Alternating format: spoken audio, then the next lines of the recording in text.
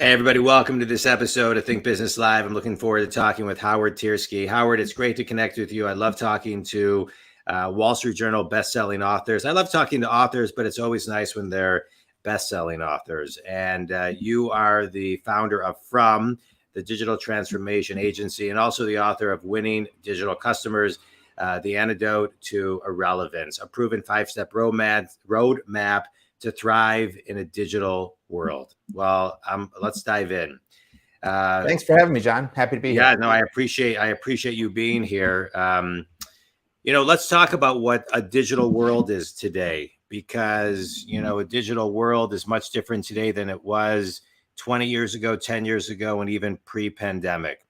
As we entered the pandemic, I think became very relevant to not only all the retail companies, but also professional service companies, that you must have a digital platform that is not only just e-commerce. And so let's start there. Let's talk about, what does a digital platform, a winning digital platform, look like? Let's start there. Sure. Well, it looks like whatever makes it as easy and delightful as possible for your customer to do business with you. Customers today have very high expectations of the level of ease with which they can achieve their goals. And of course, those expectations are set by the very best digital platforms, whether that's Google or Amazon or Uber or Airbnb.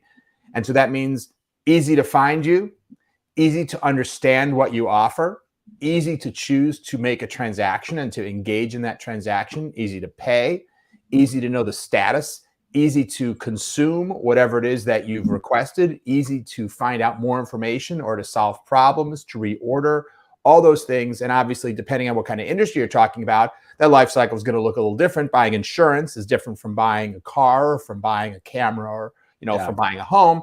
But most of them have those types of steps along the way. Yeah. And so great digital companies that are great in the digital space, whether they're digitally born companies like a Facebook or a Netflix or a Google or what have you, or they're companies that have made a great digital transformation like a Starbucks or a Nike. These companies have understood what is it the customers are trying to accomplish at each stage of the customer journey, and they figured out how to do a really good job of empowering customers to do it via digital channels. Yeah. I want to stay on this theme of easy, because I think it was Winston Churchill who said, if I had more time, I would have written a shorter speech. Getting to easy is not easy, and it requires time, and it requires prep, and it requires think time and executive time, and time for your brain to kind of, disconnect so you can really get there. So what's your formula for easy, to get to easy? Well, the first step of the formula is insight. Yeah. We can sit in a conference room with a bunch of executives and try to dream up what we think will be easy for the customer.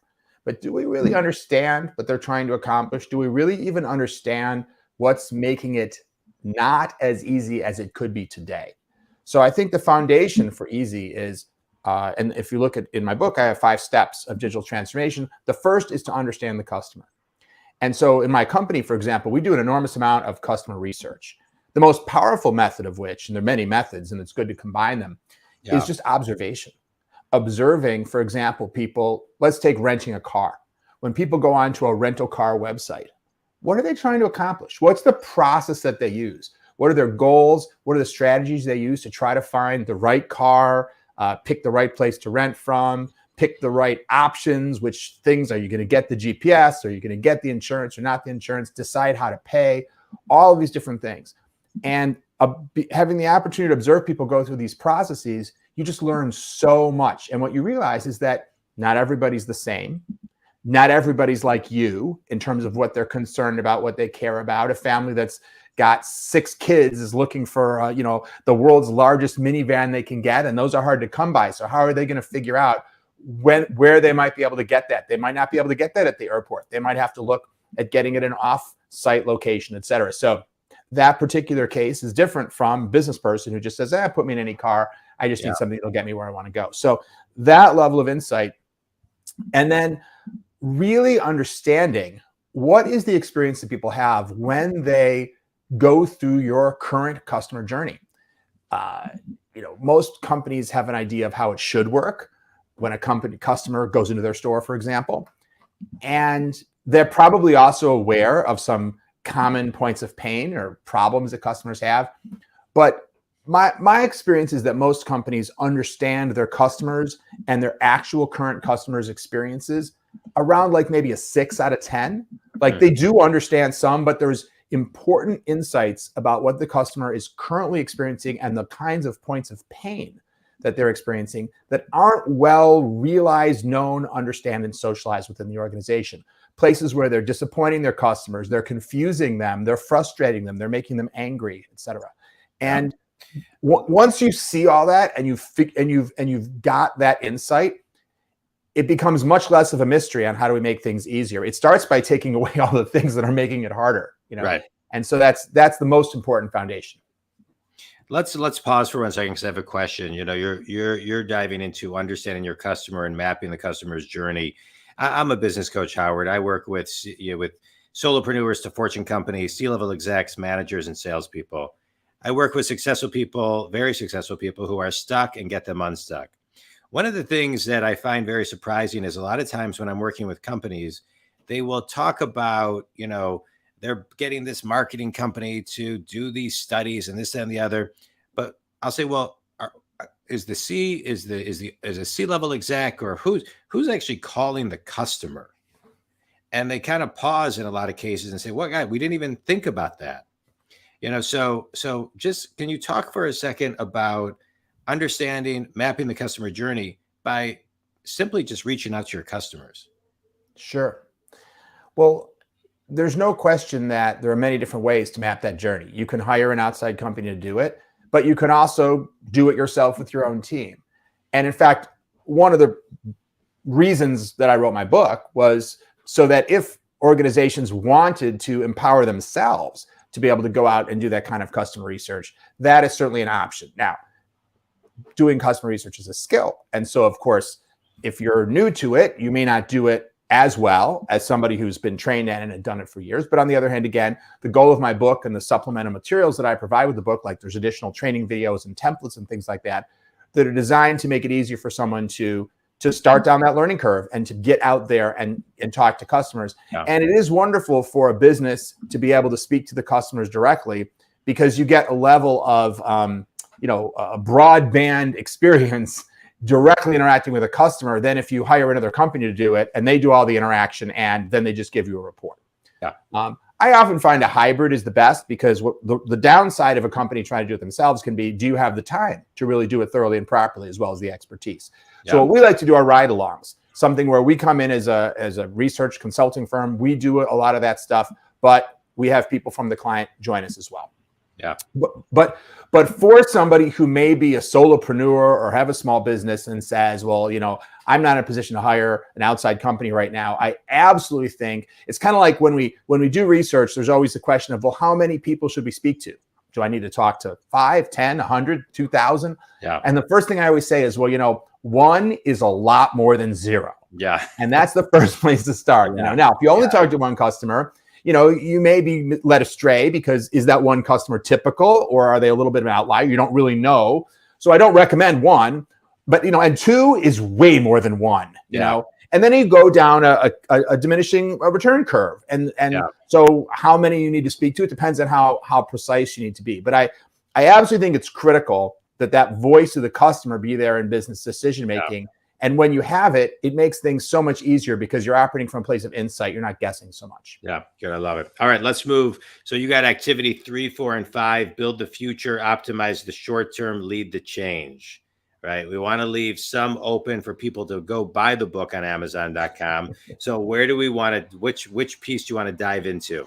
Well, whatever's most useful to your audience. I mean, we could do a high level of those. I could talk about leadership if that's something that you want to get into. Sure. Obviously, that's arguably the most important part of all. Yeah. Why don't you maybe give us like a couple sentences on building the future, optimizing for the short term, which I think is very important right now as people are zooming into an adjusting market, trying to figure out what that means and what leading means through this change, especially in this changing market that we're in right now. Sure. So we were talking about mapping the journey, and once you've mapped the current journey, Then there's a second part to mapping the journey, which is envisioning the future journey. So you have not just a map of what are all the problems and points of pain you have today, but what should that customer experience be like? If you were to build your business from the ground up with all the knowledge you have now, based on having done that customer research, how would you make it different? How would you want to make that journey as optimized as possible for today's digitally centric customer? And mapping that out can be a little bit intimidating sometimes, because sometimes you realize, oh, wow, this sounds really different than the business I'm running today. But I encourage people to be courageous and not sandbag it, but really say, honestly, what do I think that would look like? Because that then becomes your North Star that you want to head toward, even if it takes you a number of years to get there. And even if you never get 100% of the way there, at least you've identified what that North Star is. So then the third step is to build the future. And in the book, I go into a lot of detail about design thinking and different principles and practices that we use when creating the individual components that are going to make up that digital journey. For example, you may have a chatbot, you may have an app, you may have a website, you may have a kiosk in your store, you may have other back-end tools that are used by your employees to provide a better experience to customers. So each of these standalone things is essentially a product, and they need to be thought about in terms of making sure each of them is designed and built in a way that will serve its purpose effectively. Yeah. And then while those three high-level things are going on to understand the customer, map the journey, both current and future, and build that future, we have kind of two additional parallel threads that we talk about in the book. One is to optimize the present, because when you create that ambitious vision of the future, you may have just created a vision that's going to take you a few years to achieve. And that's fine. An ambitious vision very often does take time and investment. However, customers aren't always that patient. And if you have investors, if you have a CEO, they're not always that patient. Just show results. So you always want to be thinking about, while you're moving towards that ambitious, maybe bigger picture future, what are we also learning along the way where there are points of pain that we've created for customers that we can fix easily? Maybe by just changing the wording of an instruction on a website, or maybe by adding better signage in our stores, or maybe by changing a policy that really doesn't work for customers, or whatever it may be. So that process of continuous optimization to create additional value and increased customer satisfaction, even while you're creating that more ambitious transformational vision, is really important. And then the fifth area is to lead the change. And we talk about that last in the book, and I always kind of address it last. Of course, it's not really last. You don't end with leadership. You have to start with the leadership. Yeah. But I always like to think about it last, because I always think it's helpful to first figure out, well, what is it we all need to do, these other 4 steps, and then ask the question, what kind of leadership is necessary to be able to drive that kind of change? And one thing that I know from having worked in this space of transformational change for my whole career is that it's much harder to be a leader of transformation than it is to lead an organization when you're just kind of going along, trying to grow incrementally, trying to improve incrementally. And one of the reasons, and there's many reasons why that's true, is that most people have a natural resistance to change. So when you're leading an organization, and whether it's a giant enterprise or you just have 15 employees, if you're going to them and saying, hey, everybody, our restaurant is going to do things a totally different way now. Our coffee shop, we're going to take orders from customers on their iPhones. There's going to be a tablet in the kitchen. That's how we're going to know what to make. They're going to pay at their tables. We're just going to change. We're going to digitize the whole way we run our diner.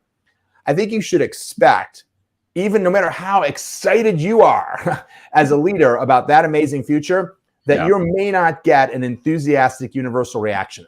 Because a lot of people are just going to think, probably, this sounds like a big pain. I don't know if this is going to really work. Is this really going to be good for me personally and my role in the organization? And so you should expect a lot of pushback. And if you get a little bit of pushback or none, then wonderful, you've over-prepared. But in reality, in most cases, you're fighting your own organization to try to drive change. And so in the book, I talk a lot about why is that? What are the reasons why so many people resist change? And what are some techniques that you can use as a leader to get people enthusiastic and aligned around that change, and actually get them to use their energy to support that change instead of using their energy to try to resist the change. Yeah, there's a great book. Thank you for that. That was a mini master's, a mini MBA class. I love that. And, and I don't even have an MBA. I have a Master of Fine Arts in Theater. So there you go. Yeah. And I barely got through college. I don't have an MBA either. So, as you're talking, it reminds me of a book, one of my favorite books, and yours is a phenomenal book, but one of my books I've read many, many years ago is The War of Art by Stephen Pressfield. I don't know if you ever read his book. No. But the book is basically defines resistance and why we resist what we need to do most as human beings. It's a really, really great book. I think you would enjoy it. I'm writing it down. Yeah. You'll love it. Yeah. So let's talk a little bit about running a business today, right? So Sure. here we are. We're recording this in October of 2022. We are. Some would say we are in a recession, going into a recession, slight recession. Either way, it seems like the next 3 to 6 months, maybe the next 12 to 18 months, may be very challenging. And so how do business owners, from your perspective, think about growing their business today? Do they pause their digital strategy? Do they double their digital strategy? Do they triple it? What's your perspective on all of that? Well, I start by saying I have never tried in my life to even remotely pretend that I have any idea what's going to happen with the economy. And I've always largely ignored it. Now, I don't know if that really is good advice, but it's what I've done, and it has served me just fine. Yeah. My feeling is, I focus on my customers, understand what they need, and figure how can I create more value for them. One thing I learned from Tony Robbins is, you want to receive more value from somebody, figure out how to create more value for them. And when the world is changing, and the growth of digital is one example of how it's changing, but if the economic situation changing is another example, right? When my customers are businesses, mostly large businesses. And so what I want to be constantly asking myself is, well, how are their needs changing? And how can I continue to adapt so I'm really meeting them right where they are and meeting their needs? And so there's always an opportunity to say, by the way, I started my business in 2008. Early 2008, arguably a really stupid time to start your own business, but I didn't know it. I started in February of 2008 before it all hit the fan, so to speak. Before September of 2008, yeah. Right, exactly. So, all of a sudden I'm sitting there going, but you know what? I was working at the time. Our biggest client was Universal Studios theme parks. We were redoing the websites and the ticketing system and stuff like that because they were getting ready to launch the Wizarding World of Harry Potter, which is like a whole new area of their theme park. And it didn't really matter much. They were doing something that was essential to their business. It was already in flight. And, you could argue I was just lucky, right? We were already working on a project that was a little bit, recession proof. But, I would put it another way and say, well, we were just figuring out how to meet the needs of our own client. And everything went fine. And I think that's what I would advise. The processes and steps that we talk about in the book, they're designed for how do you adapt your business to change? That's essentially it. Understand the customer, map the journey, figure out what, and so if the world is changing in another way now, an economic way that's going to potentially affect whoever your customer is, whether it's a B2C or B2B business, then I would say just do the same thing. And you're fine. And what does that mean in terms of how much you should invest and all that? Well, you got to kind of figure that out based on your individual business. There's obviously always a risk in some businesses that, if the economy tanks and you're in the mortgage business, you should anticipate far fewer people who are going to need a mortgage or whatever else. And of course, you need to factor that in. Yeah. But to do the best you can in that time, I think it's just figuring out how to meet the needs of people in the time that they're living in. Yeah, I couldn't agree more. I remember when I was in commercial real estate during that recession that you're talking about, the 2008. And our theme kind of was, we're not participating in this recession, right? So just to really get hyper-focused, to say, okay, in today's world, what does the client need today? The value, the education, the information. I look at business, we're all teachers and students at the same time, and we're here to help educate and provide information and ask quality questions and get people thinking and creating a space to evolve and transform. In markets like this is when people really transform and grow their businesses, because they are forced to strategize, to work with people like you, Howard, and me to really think differently. And the differently sometimes is just this much different to help grow and evolve and transform their business. So, but I'll just add one thing onto what you said, which you kind of said it, I'll say it in a different way. Now is the time to just master and focus on all the fundamentals of not only your business growth, but, and again, and I'll echo what you said, how can I create more value for my clients? Quick speed round. You ready? Oh, sure. All right. Favorite, what's a book that's had the biggest impact on you? Zen and the Art of Motorcycle Maintenance. That's a good one. That's a good one. Best piece of wisdom you've ever received? We all have the ability to control our feelings and our response in any situation. The world doesn't have to control us. Yeah, I love that. And finish this sentence. One thing that everyone should be thinking they maybe need to do a little bit more of when it comes to their own digital strategy is? Well, customer research. Yeah. And let me just say this, and I'll ask my last question. You are, we didn't really talk about your company but we'll have you on another time to talk about the company. Sure. But tell everybody who your ideal clients are from the digital transformation agency and how they can connect with you. Sure. Well, we always like to say our ideal client is the innovation hero at a company, the person, whatever their title is, who's made it their mission to drive that company forward to digital excellence and greater success in the future. Sometimes it's a chief marketing officer, chief information officer, head of product, chief digital officer, CEO, it can vary, but whoever that person is who's made it their personal mission, that person is our ideal customer. That's great. And I'll add, you've got many, many clients, many in the Fortune space, Verizon, NBC, Universal Studios, JPMC, Morgan Stanley, the NBA, Visa, digital leaders like Facebook, Spotify, Amazon. And so, your book, your client roster, leads to at least a phone call or an email to connect with you to see, think community, how Howard can help you evolve your digital strategy. Howard, this was great. You said a lot of things that I think will help people get unstuck as we move through these next 12 to 18 months. So I really appreciate your insight. I'll highlight one major takeaway that I think is important no matter what the market is, which is how can you always be thinking about creating more value for your client and knowing what your clients are thinking. It's so important. So I appreciate all those insights. Think community, if you want to connect with Howard, tell them one more time where they can buy your book and connect with you. Sure. Well, you can probably find my book just about anywhere you buy books, but there's also a website for the book, which is at winningdigitalcustomers.com. And if you go there, you can download the first chapter for free if you like.